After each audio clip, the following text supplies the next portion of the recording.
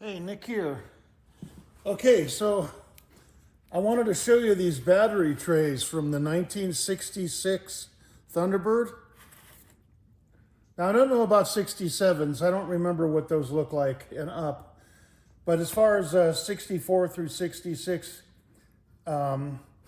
66 is the only one who used this battery tray with the side clamps and then the top clamp. Okay, side rods, top clamp. 66 was the only one to use them. Now, I've got two battery trays here. This one's the reproduction, this one's an original. Now you can see the original, it's kind of like a plus, and the reproduction is this weird shape. And most of you know that have dealt with this, that this does not fit into the tray on the car. The tray, or the, not the tray, but the box, the battery box on the car, the floor of the battery box. This does not fit into that impression. The impression is like this. This is an original battery tray from 1966. And I got this out of that convertible. I was stunned because these just don't last. And this one's in fairly good shape. It's got some pitting, but it's totally whole. There's nothing wrong with it. Couldn't believe it. And anyway, this is an original Ford 66 battery tray. And then you've got the reproduction, and then you know, I've asked that question too, is why don't they just make it right? Well, this is for a different application. And I don't know what the application is, but this battery tray is made for another Ford, a different Ford. And it's so similar otherwise that they're using it. They're selling it as a 66 Thunderbird battery tray. But it doesn't fit. It doesn't fit into the impression that's on the bottom of the battery box in the car. So what you got to do is you just got to kind of set it down on there. Maybe you can use little spacers underneath, like bolt nuts, you know, spacers, and that's what I do. And then just get it to, you know, not teeter and sit as evenly as possible, and then bolt it down. This one fits right in there, you know, nicely. So, God, I'm going to keep this. I'm going to use this one in the car, and I'm going to keep this as a sample. That's a nice tray. I can't believe that came out of there. I was pretty stunned. So I wanted to show you that. This is what you're going to get when you order one from anybody. You're going to get this. They don't have this.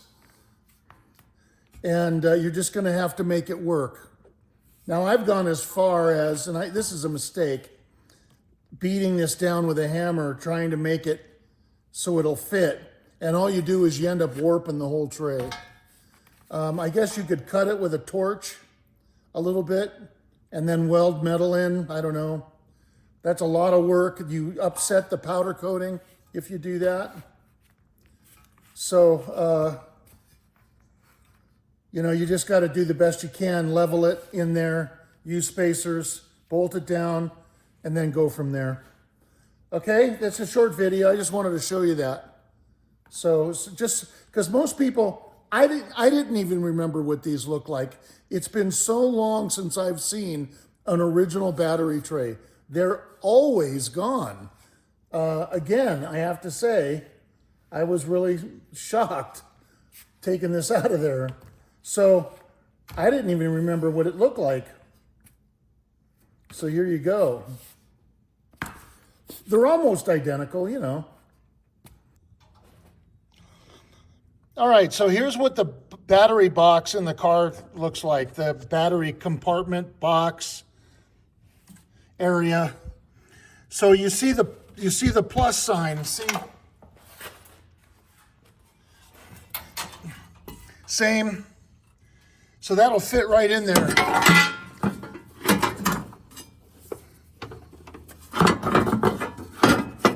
See?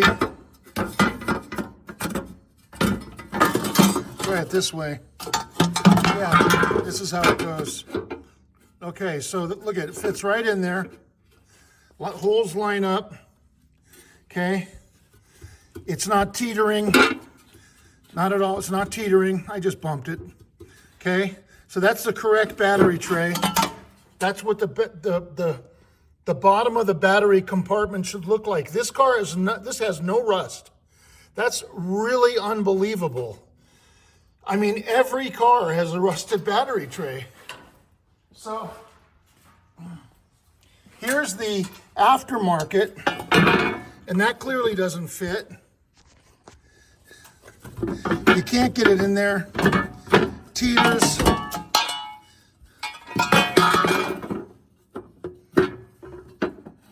So what you got to do is you got to put it in basically something like that,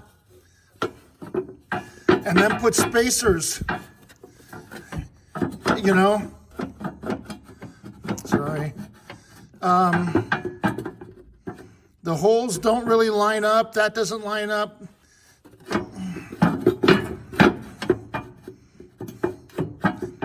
See, it's not really meant for this application, which means then you're going to have to drill new holes probably.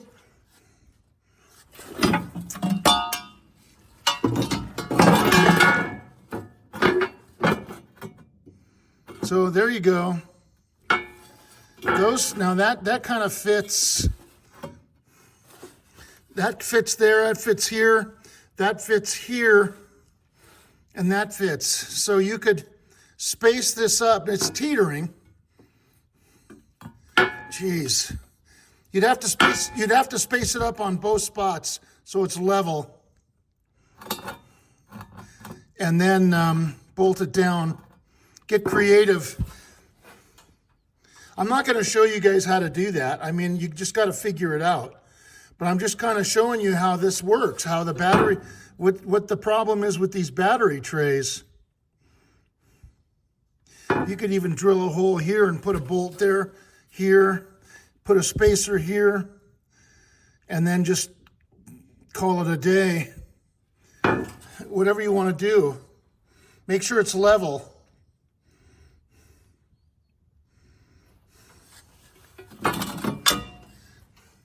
And then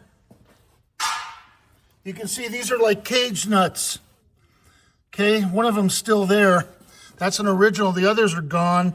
And they kind of, when they come out, they kind of wreck the hole that they're in a little bit. And looks like that one was pulled out with the battery tray. Maybe I did that. I don't remember doing it, but anyway, there's no point in replacing those if you're going to use the reproduction tray. Now, if you had an original, then you could still use nuts and bolts, but you could find cage nuts and put them in there. These are not the same as those. This is a stud. This is a bolt with a special head that clips into the body. I used to get these from A&K. I have a customer that said they're not available from A&K anymore, but I haven't called them to ask. So I'm not 100% sure if that's true or not, but he said he couldn't get them anymore. So, okay, thank you. Don't forget to hit the like button, subscribe, leave a comment, and thank you for watching my videos.